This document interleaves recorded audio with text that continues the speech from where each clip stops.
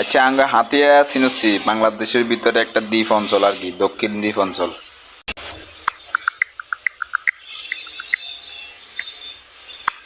কান্দাহার আফগানিস্তানের দক্ষিণে অবস্থিত, আর হাতিয়া বাংলাদেশের দক্ষিণ পূর্বাঞ্চলে নোয়াখালী জেলায়। তাই কান্দাহার থেকে হাতিয়া বাংলাদেশের দক্ষিণ পূর্ব দিকে পড়ে। সঠিক কথা কইছ, ঠিক আছে, ধন্যবাদ তোরে। আমার প্লেজার। আর কোনো প্রশ্ন থাকলে নির্দ্বিধায় জানিও।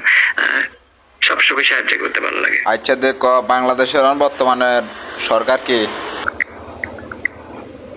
বর্তমানে বাংলাদেশের সরকার প্রধান হচ্ছেন প্রধান উপদেষ্টা মোহাম্মদ ইউনূস, যিনি 2024 সালে 8 আগস্ট থেকে দায়িত্বে আছেন।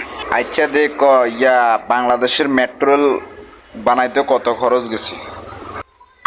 ঢাকায় মেট্রো রেল নির্মাণের মোট খরচ ছিল প্রায় 33,000 কোটি টাকা, আর নতুন দুটি মেট্রো রেল প্রকল্পের জন্য প্রস্তাবিত খরচ প্রায় 2 লাখ কোটি টাকা, যা আগে প্রাক্কলনের চেয়ে অনেক বেশি।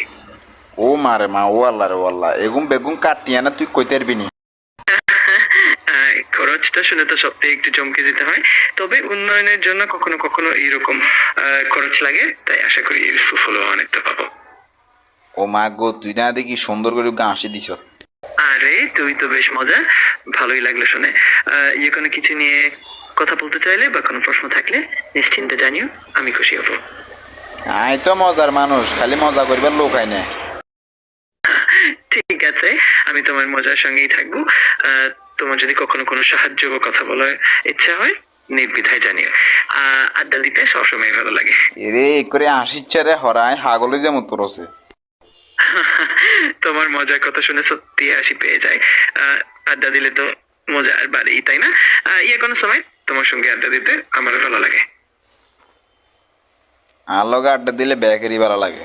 খালি তুই গিলে এসছে বড় বড় মাইয়ালিম, বড় বড় সুন্দর সুন্দর সেলিব্রিটি মানুষও আনমিকে চাইতে।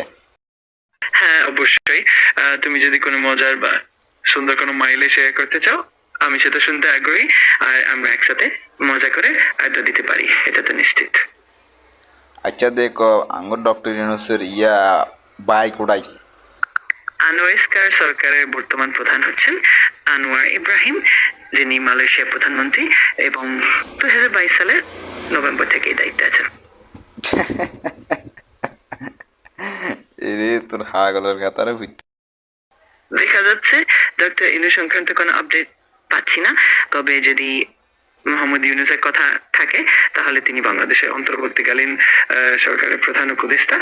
যদি কোনো তথ্য দরকার হয় নিশ্চিন্তে জানিও।